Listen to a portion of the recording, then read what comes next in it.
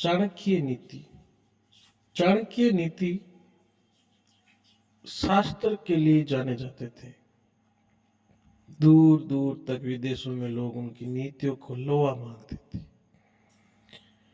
ये सुनकर एक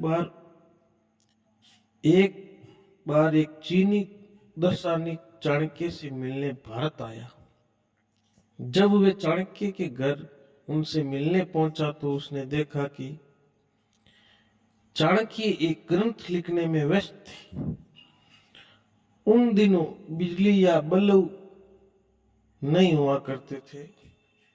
चाणक्य ने तेल भारी डिबिया जला रखी थी और उसी की धीमी रोशनी में वो लिखने में व्यस्त थे।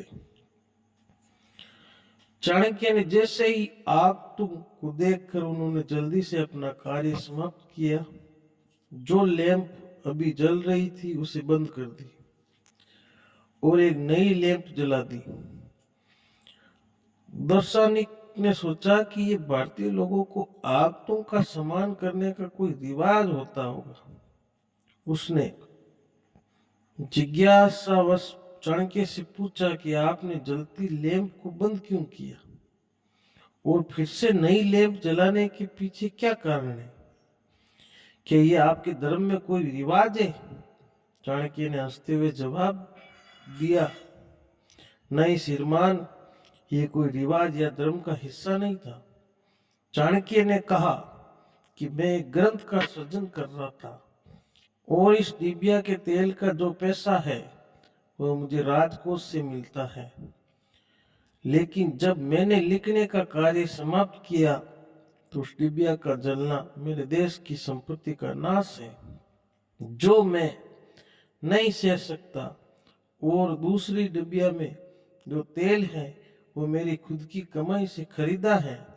मैं अपने स्वयं कार्य के लिए देश की संपत्ति का हनन नहीं कर सकता।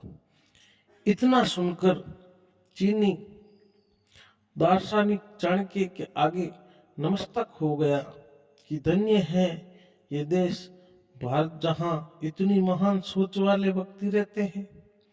इसलिए भारत को जगत गुरु कहने में कोई दो राय ही नहीं है। अगर कोई इंसान चाणक्य के बताए हुए मार्ग पर चले तो उस दुनिया की कोई भी परेशानी सफल होने से नहीं रोक सकती है। दूसरों की गलतियों से सीखो, अपने ऊपर प्रयोग करके सीखने को तुम्हारी आयु कम पड़ जाएगी। चाणक्य। कुबेर भी अगर आय से ज्यादा व्यय करे तो कंगाल हो जाता है। कोई भी काम शुरू करने के पहले 3 सवाल अपने आप से पूछो। मैं ऐसा क्यों करने जा रहा हूं? इसका क्या परिणाम होगा? क्या मैं सफल रहूंगा? भगवान मूर्तियों में नहीं है, आपकी अनुभूति आपका ईश्वर है। आत्मा ही आपका मंदिर है। व्यक्ति अपने कर्मों से महान होता है, अपने जन्म से नहीं। दुनिया की सबसे बड़ी ताकत पुरुष का विवेक और महिला की सुंदरता है।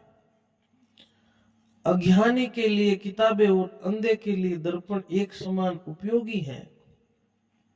अपने रहस्यों को किसी से भी उजागर मत करो, यह आदत आपके सेव्य के लिए घातक सिद्ध होगी। किसी भी व्यक्ति को बहुत ईमानदार और सीधा साधा नहीं होना चाहिए, क्योंकि सीधे वृक्ष और व्यक्ति पहले काटे जाते हैं। हर मित्रता के पीछे कोई स्वार्थ जरूर होता है, ये कड़वा सच है। ऐसे व्यक्ति जो आपके स्तर से ऊपर या नीचे के हैं उन्हें दोस्त ना बनाओ, वे तुम्हारे कष्ट का कारण बनेंगे।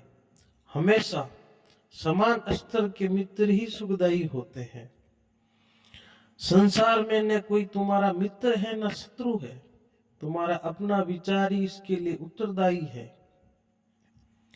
फूलों की सुगंध केवल वायु की दिशा में फैलती है, लेकिन एक व्यक्ति की अच्छाई हर दिशा में फैलती है।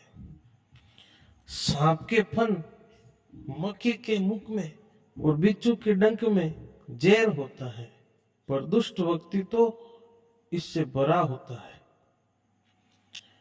वह जो हमारे चिंतन में रहता है वह करीब है, भले ही वास्तविकता में वो बहुत दूर ही क्यों ना हो, लेकिन जो हमारे हृदय में नहीं है वो करीब होते हुए भी बहुत दूर होता है। अपमानित होकर जीने से अच्छा मरना है। मृत्यु तो बस एक क्षण का दुख देती है, लेकिन अपमान हर दिन जीवन दुख लाता है। परिश्रम वे चाबी है जो किस्मत का दरवाजा खोल देती है। चंद्रगुप्त किस्मत पहले ही लिखी जा चुकी है, तो कोशिश करने से क्या मिलेगा। चाणक्य कहते हैं, क्या पता किस्मत में लिखा हो कि कोशिश से ही मिलेगा। जो व्यक्ति शक्ति न होते हुए भी मन से हार नहीं मानता, उसको दुनिया की कोई भी ताकत हरा नहीं सकती। अपने ईमान और धर्म बेचकर कमाया गया धन अपने किसी काम का नहीं होता, उसका त्याग करे आपके लिए ही उत्तम है। चाणक्य नीति की कहानी।